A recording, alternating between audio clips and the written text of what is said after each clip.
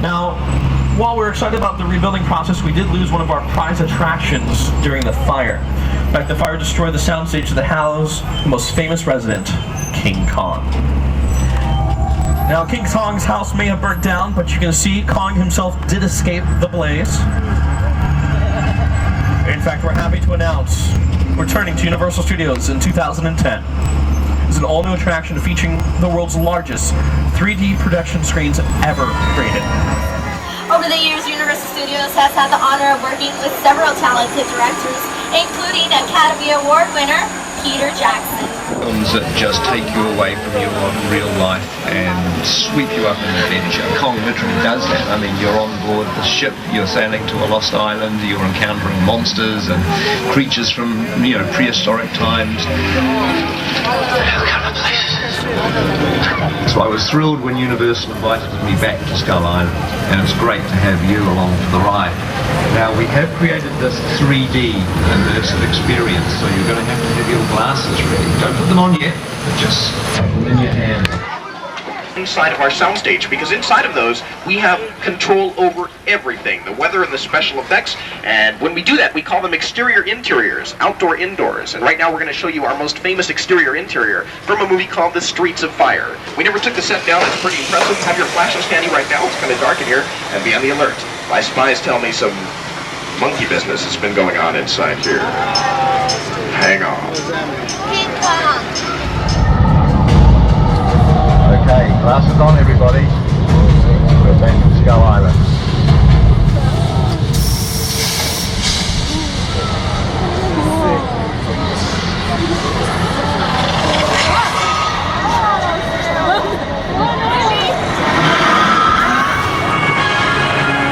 We're just in. The path of destruction continues east, causing thousands to flee their homes. Police admit that they are powerless to stop the enraged beast. Military units are rushing to the scene. The beast was last sighted near the 200 block of Old Fulton Avenue.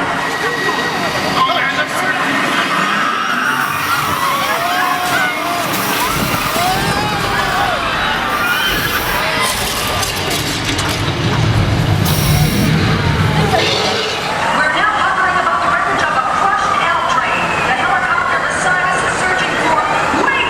There's a tramload of people down there! We've got to go down and warn them! Attention people on the tram! We are in danger!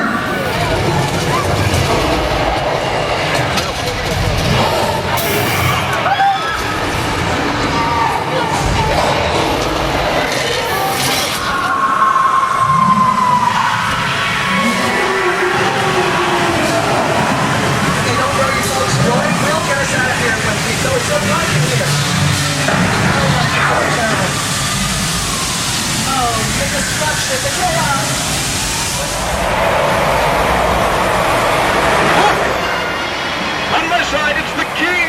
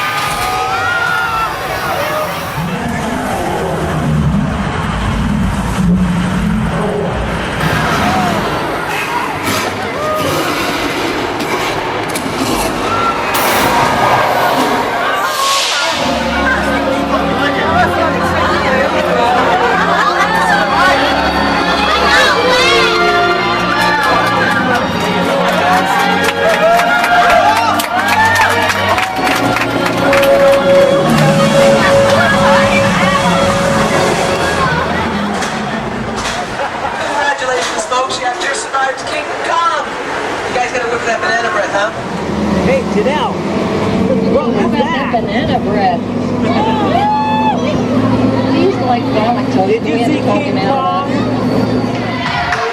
Hey, face to face with King Kong. He stands 30 feet tall and he weighs 13,000 pounds, 600 of which is all hair. Ladies and gentlemen, King Kong 360 3D. Glad you liked it. That epic battle was projected on the world's largest digital 3D screens, standing over 40 feet tall and 180 feet long, and utilizes some of the most advanced technology in filmmaking today. You won't be needing those 3D glasses again for the rest of the tour. Hang on to them and we'll be collecting them at the end of the tour. Welcome to opening day of King Kong! Now, if you look to the right beyond the construction, see the bridge? You may recognize the bridge from some very popular TV shows like The $6 Million Man, The Bionic Woman, and Quantum Leap, starring Scott Bakula. Speaking of Quantum Leap, hey Robert, one of the beams just fell off the bridge over there. One of the beams just fell off the bridge. Are you sure? I don't know. Let me know. One of the beams just fell. It doesn't concern us. We're going to go behind the bridge. No one's been on this thing in like 32 years. And a very old bridge. This is no longer considered a practical film set, so we cannot go over this bridge. We're going to take the back road to get you as close as we can to it, so you can get some excellent photographs of this historic set. Remember, Gary, did you hear what I was saying? We have to take the back road. It's blocked. You sure this is okay? Okay, folks, we're going to do something really different today. We're going to go over this bridge. We're going over? We're not allowed to go over the bridge, Roy. Whoa. What, really? Yeah. Folks, just relax. Lift up your feet. Maybe that'll make us lighter. And take lots of pictures. Wait, why is it smoking now? They weren't going to shoot till later tonight. All locations okay. Set is hot. You know, Jake's feeling pretty confident today. Jake just got his license this morning. We haven't gone over this bridge in at least 25 years, but, you know, it sounds okay. And if you look to my side of the tram, we got a great view of our back lot. Not only, whoa, wait a minute, they're fine, hang on tight. Stay absolutely calm, we're gonna be okay. Turned off. Whoa, wait, what? Oh my gosh! Whoa, the bridge is breaking. Okay, not good. We still have cars 3 and 4 on the bridge. Hang on, everybody. Oh, I think we'll be okay. Don't worry about that. Big trams over this because they're pretty large, but we're on a little trolley, so I'm sure it's okay. But this bridge is actually kind of... Giant fan. Oh my God. Well, I'm sure that won't happen again.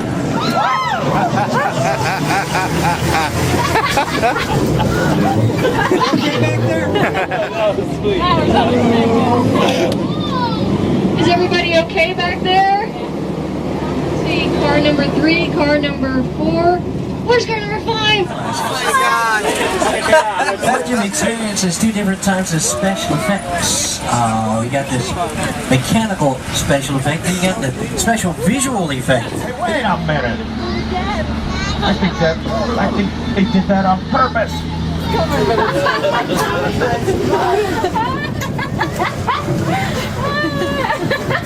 I think we had a couple heart attacks back here.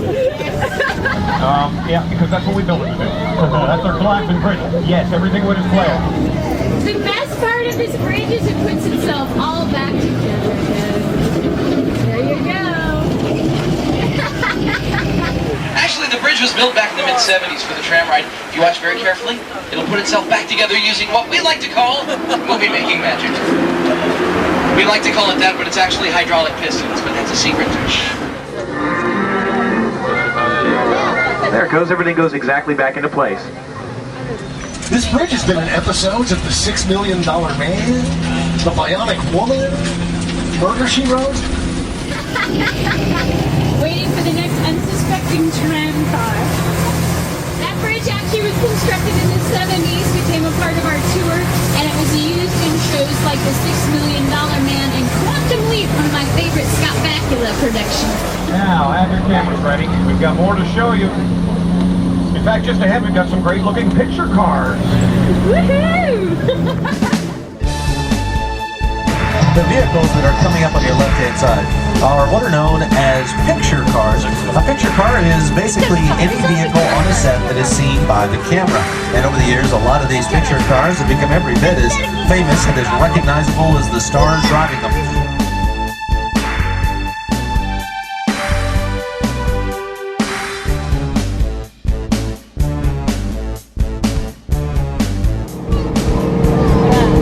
Last car, the one with the blue one with the white trim, that's my car. I decided to park it there today. And there might be a few picture cars on the lot today. We'll try to point them out to you as we pass them by. And it looks like we just entered Bedrock.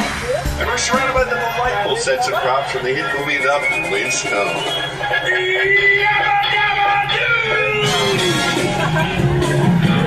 And coming up on my side of the tram is a bit of Universal Studios tour history.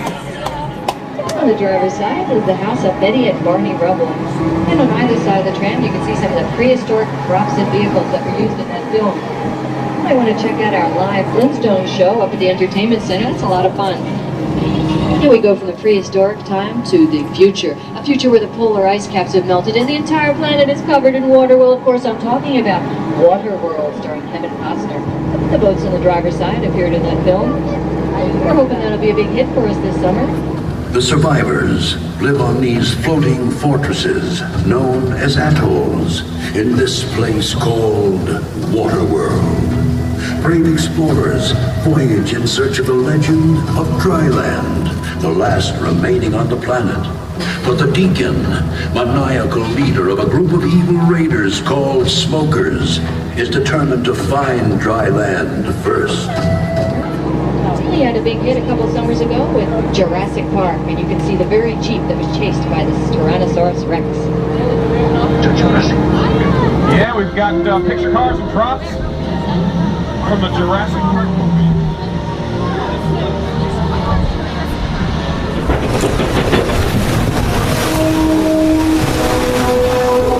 Time, the ever-flowing river. Come with us now to a time before now, when the river flowed through a newborn world. To Jurassic Park. As we enter Jurassic Park, you'll see many set pieces and props from the films. The mobile lab from The Lost World is on your left. We have cages full of dinosaurs. Hey, Roy. Where'd the dinosaurs go? I'll place them on your screens instead.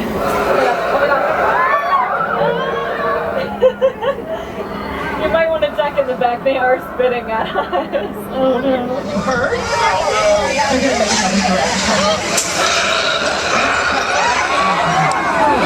Hello, folks. I don't know what to tell you. I'm as surprised as you are. I mean, I had no idea that those things were still out there. Yeah, let's don't get too upset. I tell you, a little club soda gets that dinosaur spit right out. You'll be fine. Now, when Steven Spielberg started here at Universal, one of his very first assignments was to take a young writer on a tour of the back lot. That writer's name was Michael Crichton, who would later go on and write the novel Jurassic Park that served as the inspiration for all of those movies. In all the movies, the weather always plays an important part in setting just the right mood for a scene. And listen, you don't want to hear me talk about the weather. Cool and cloudy in Little Europe. Expect snow and sleet on New York Street, and we've got a high chance of fog and precipitation for Skull Island, Amity Island, and Island Hudron.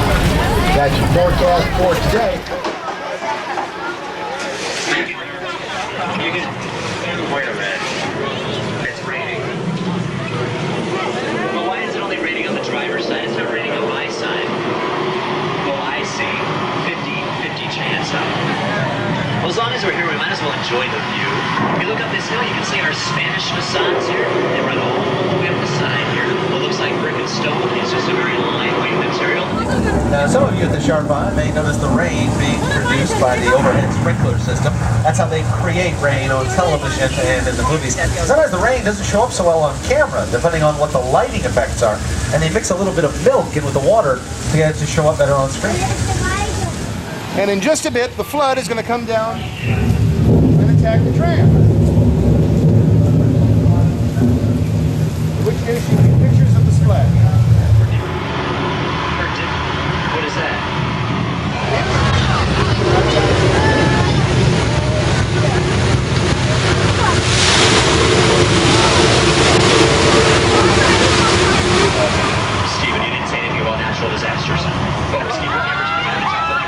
shot of a natural disaster, headed straight toward the third car.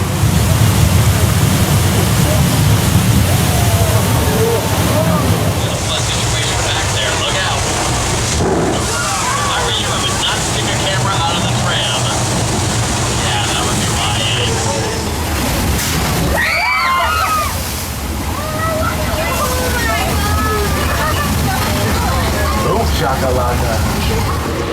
Watch out for that tree.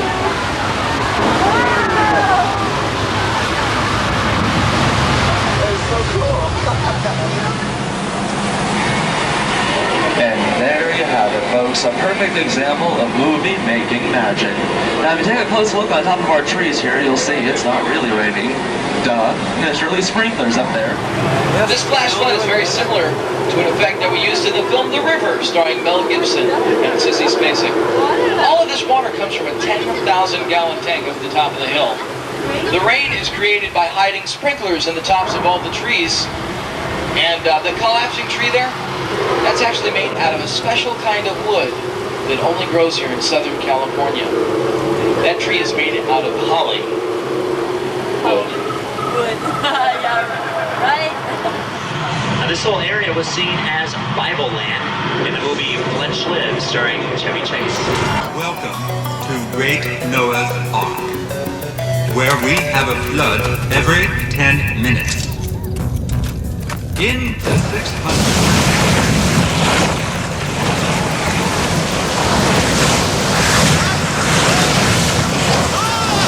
That flash flood was created by thousands of gallons of water that are released at the top of the hill. And after we're done, we recycle that water and put it in the drinking fountains inside the theme park for your convenience. Yeah, right. I'm just kidding. It goes back up to the hill. That flash flood has been featured in several commercials, including music videos.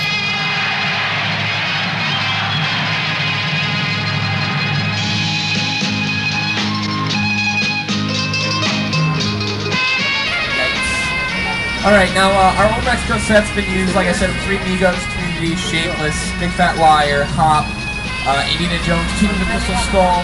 Old Mexico has been seen in 3 Amigos, Community, starring Joel McHale and Chevy Chase, as well as Shameless, starring William H. Macy. We even turned our Old Mexico into India for the film Hop. What we're coming into right now is just an extension of our Mexican town, but it was used in invitation to a gunfighter with Yul Brynner. Look at the dust. Ooh, that's terrible. I have to apologize for the dust, folks, but remind you that here at the studio it's a special kind of dust. We call it stardust. Now this was the area used in the shootout in the movie The Shakiest Gun in the West, starring Don Knotts. Now we're heading down part of our western set here. This is one of the oldest parts of our backlot. This is Six Punch, Texas. And speaking of crossing the borders, we've done it again on our tour around the world. From Old Mexico into 6 Points, Texas. One of the most photographed spots in the entire world. Why? Well, because back in 1915, when Universal Pictures opened our doors for the first time, we shot and released over 200 films in 1 year. Most of them filmed right here in this area of our backlot. This part of our backlot was built back in the 1920s when we did lots of silent westerns. They wanted each of the 6 different roads you see here to represent an entirely different town. So each road has its own post office, its own jail, its own saloon. And the reason why they wanted 6 different towns here is so they could film 6 different movies here at the exact same time. It's called 6 Points, Texas, because it consists of 6 different looking western roads, all meeting on a central location. Do you remember that our early films were silent? We could make 6 westerns simultaneously here, 1 on each street. In the early days of the studio, Carol Emily would invite the public in to watch the filming of silent westerns. They would charge people 25 cents, which included lunch, and they would let people come down and sit and watch as they were actually filming silent movies. No sound was being recorded, obviously, so people could cheer the heroes and boo the villains right while they were filming the scene, almost like they were sitting in the theater watching a play. Good afternoon, ladies and gentlemen. Welcome to Universal Studios Hollywood. You do the honors this evening. You throw the punches. I intend to. Bob, you can receive them. I don't want to.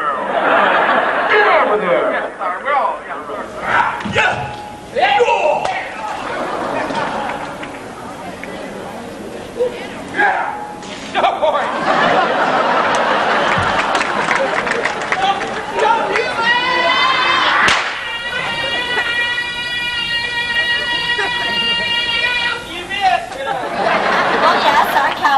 were brave, but they weren't crazy. Everything was perfectly choreographed. The windows, we used a flimsy material called candy glass, and those chairs were made out of a light balsa wood, so our cowboys never got hurt. And those walls, they were just foam rubber. They weren't. But this is all made out of foam rubber. And these sets were intended to be used over and over and over again by a wide variety of projects. Which means you have to be able to change what they look like from one project to the next. That's why these building materials are so pliable. To make this area look like the Old West, we simply bring in truckloads of dirt to cover up the asphalt, put some wooden planking on the cement porches, and add the appropriate set decorations such as hitching posts and newly starched gingham curtains in the windows. Some of your favorite series were made here, including Laramie, Laredo, The Virginian, Wagon Train, and Alias, Smith & Jones, and some of your most beloved Western films, including Winchester 73 with Jimmy Stewart, Industrial Rides Again with Marlena Dietrich. The lady's in trouble. I know. But remember, trouble's one thing we gotta stay away from. But I like her, and I like her 2 kids. Shut up. Aren't you even curious? About what? About why she's so anxious to get rid of us? Now listen, that's her problem. That's not our problem. All right. I'm curious. Enough to stick around? Look at the doors on my side of the tram. You see how small they are? That's so that when the cowboys stood in front of them, the cowboys looked bigger than life, beefier and brawnier. But now look at these doors on the driver's side. You see how wide and how tall they are? Guess who those are for? The ladies. Standing in front of these gigantic doors, they looked more petite, maybe even a little more helpless. That's Hollywood. Nothing is what it appears to be. As we make this turn, if you look to your right-hand side, you're going to see our Little Europe sets. Little Europe has been featured in Curb Your Enthusiasm, Heroes, True Blood. It also became Italy for a recent episode of Murder, She Wrote, the TV show starring Angela Lansbury. We can make it any European town. All we have to do is change the language on the buildings.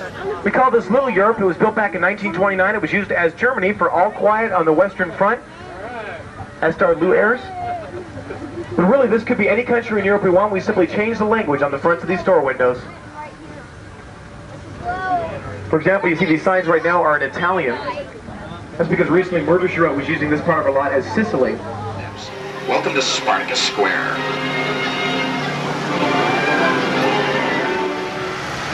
They still use this area for filming quite a bit. As a matter of fact, a couple of months ago, actor-comedian Billy Crystal from When Harry Met Sally finished filming his brand new movie called City Slickers for Castle Rock Entertainment right here on the driver's side.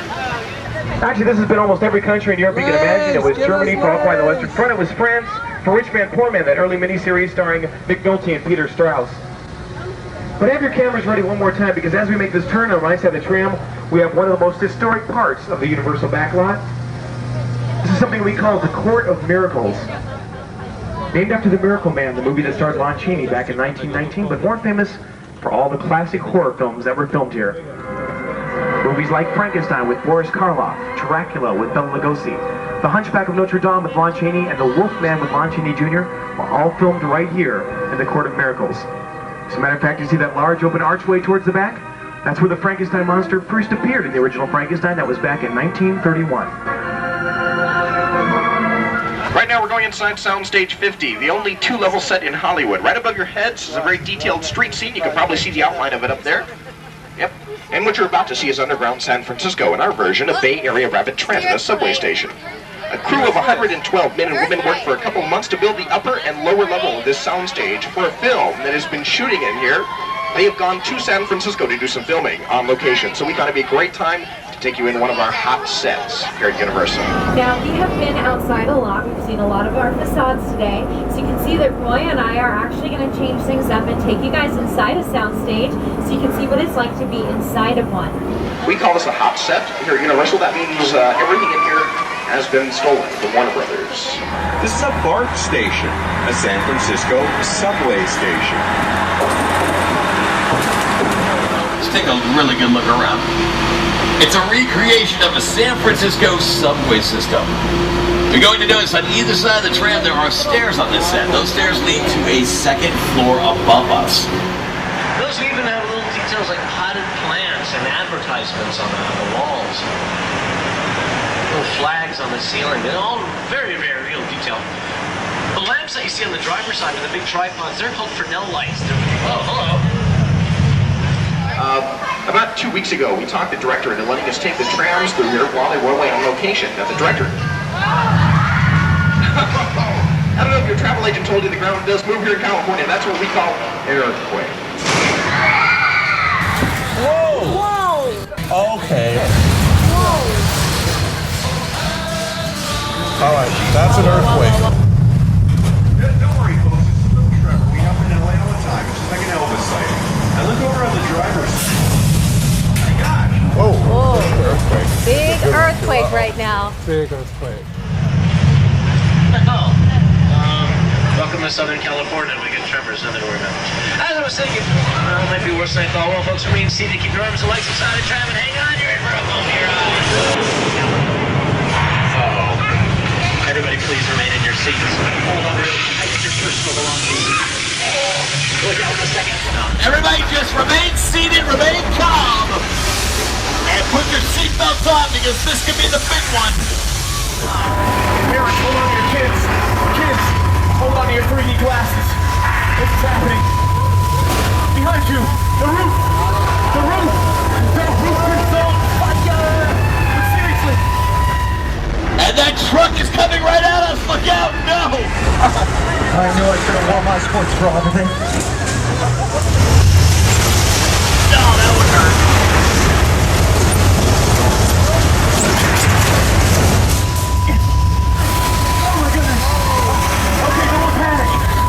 I love LA, I love LA, I love LA, I love LA.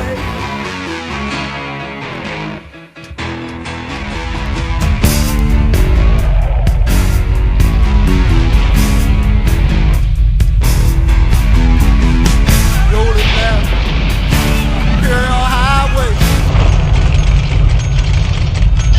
Big gas dead at my side. Santa Ana winds blowing hot from the north. We were born to ride.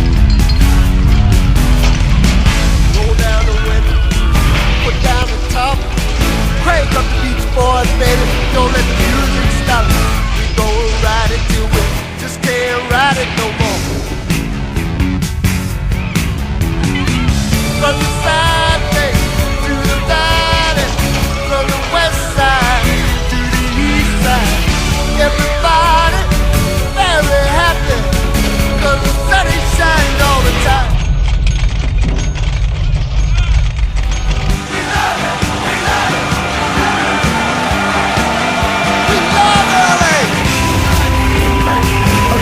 We're almost through this.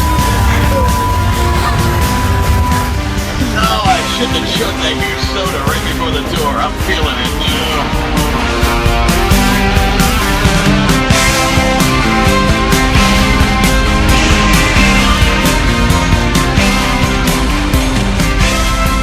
And I can't believe some of you are taking pictures at a time like this. That's very inappropriate. Whoa. I love LA.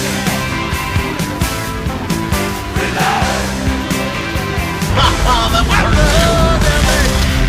Whoa, what's that sound? What is that?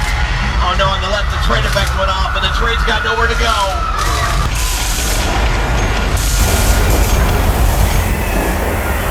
The train is not stopping. Look out, look out. You okay, front car? Yeah, okay, good. Alright, I think it's over. And maybe not. Because what would an earthquake be without the toilets backing up?